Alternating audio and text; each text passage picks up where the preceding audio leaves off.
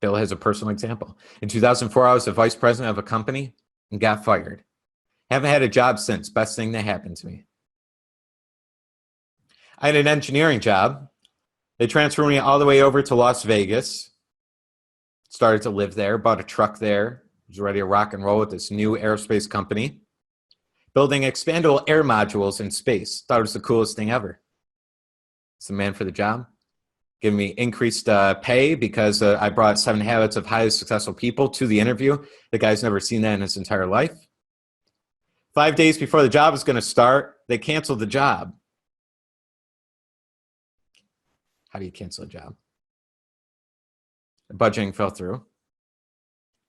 And at that moment, there's 2 things that could happen. I could have been devastated by it. My dream job, I was like, oh my God, this is it. This is where I want to be. Or from that moment on, I never had a job again. Blessing in disguise. But it was because I took it as a blessing in disguise. Most people would have been horrific.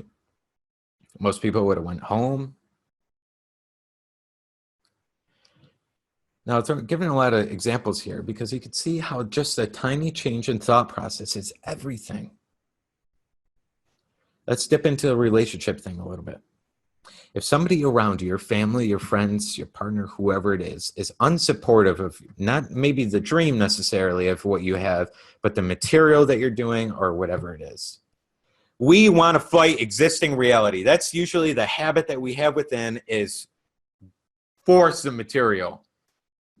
How's an argument happen? Here's one belief, and here's another belief, and I'm right, I'm right, I'm right, I'm right, and then they keep clashing. And as you tell somebody else they're wrong, they believe more in what they believe in, so it gets worse and worse and deeper and deeper and deeper. Nobody's right. No belief in this world is true. We make it true every time. Is this solid? Most people are like, that's a fact. Well, is it? If we go into science and we go down to the fundamentals thing of this, we actually can scientifically prove in some sort of fashion that this actually isn't mostly solid. It's actually mostly empty space.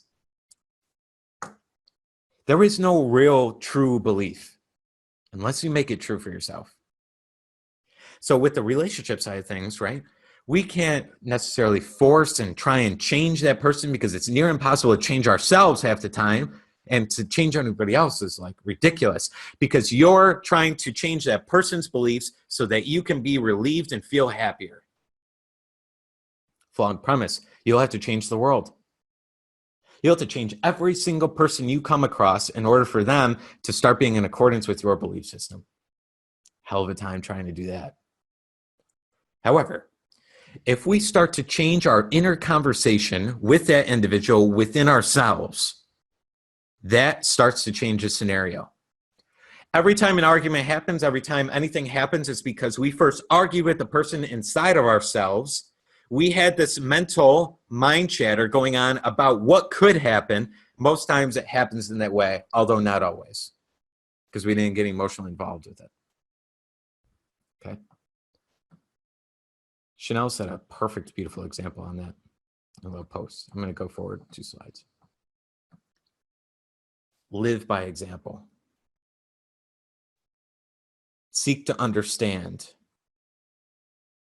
Most times, that other person actually has a really cool viewpoint. And we'll be going through this whole thing pretty much on Wednesday and Friday and Tuesday UK session as well. Okay. It's our inner conversations that must change first, and then things change.